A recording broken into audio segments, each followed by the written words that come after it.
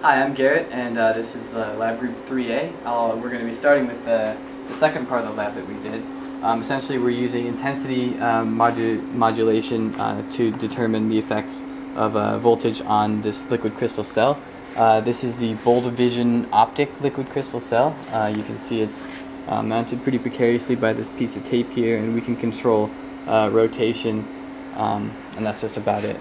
So essentially, we have a Heaney laser, 633 nanometer, as our source, and then we have two cross polarizers, which normally would completely attenuate the beam, but with this liquid crystal cell placed in between, it'll have maximum transmission when it's oriented at 45 degrees. It's driven by a 20 kilohertz square wave, and we started off with about 1 volt peak to peak, and we slowly increased the voltage and observe the intensity that's hitting this detector here, and then that'll give us an idea of the transmission and of the polarization state of this liquid crystal cell, because we know that these two are cross-linear polarizers. So some of the data that we got, you can see around 1 voltage peak to peak, it stayed steady, and then it dropped, and then we found a second peak around a little over 3 volts peak to peak. This maximized transmission. Obviously, the directors within the liquid crystal cell were oriented such that it acted as a 45-degree linear polarizer, and then from there it sort of died off. So this is a schematic of the directors within the liquid crystal cell themselves. So when there's 0 voltage applied, they're all sort of lined up according to the grooves in the cell.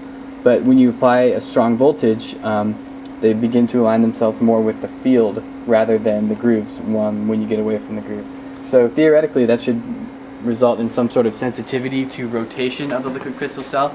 We, however, were unable to find much sensitivity at all. We could rotate this about its optical axis, and there was very little apparent change in the output voltage. So one possible conclusion could be that the directors are not aligned on that particular axis that we were rotating. Hi, I'm Jordan. I'm going to be talking to you about the setups from Lab 10, steps A through E. And this is our setup right here. We have this LCC right here, and these are composed of untwisted pneumatic cells, Frederick cells as you may know them. And right over here we have our light source, fiber optic light source, and we have the green filter in. So what happened was we calibrated our machine and got it down to less than 1% for a really good calibration.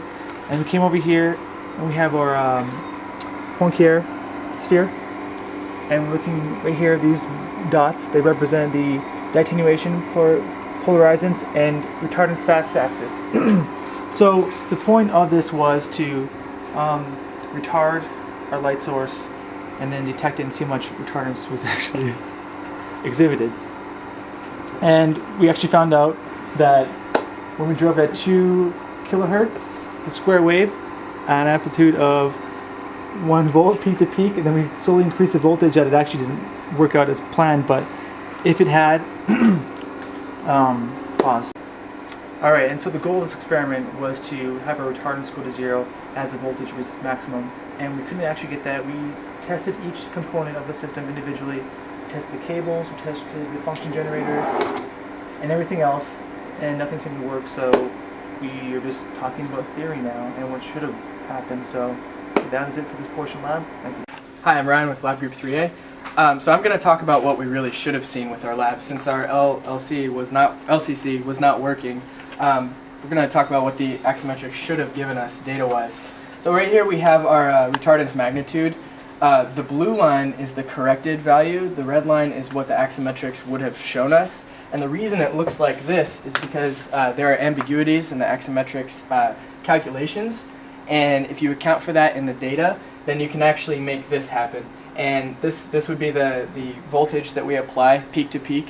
And as we apply a greater voltage, we should see the retardance go to 0, this being the 0 line.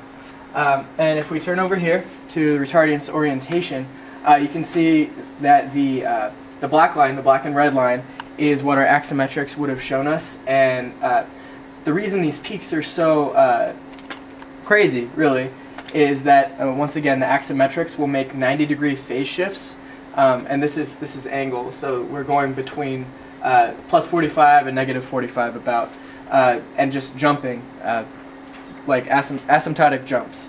And if we correct for that, we get a nice even line, and we still have sort of a jump here, which is from the axiometrics, but we should see that the orientation doesn't really change with the LCC. And that's the lab.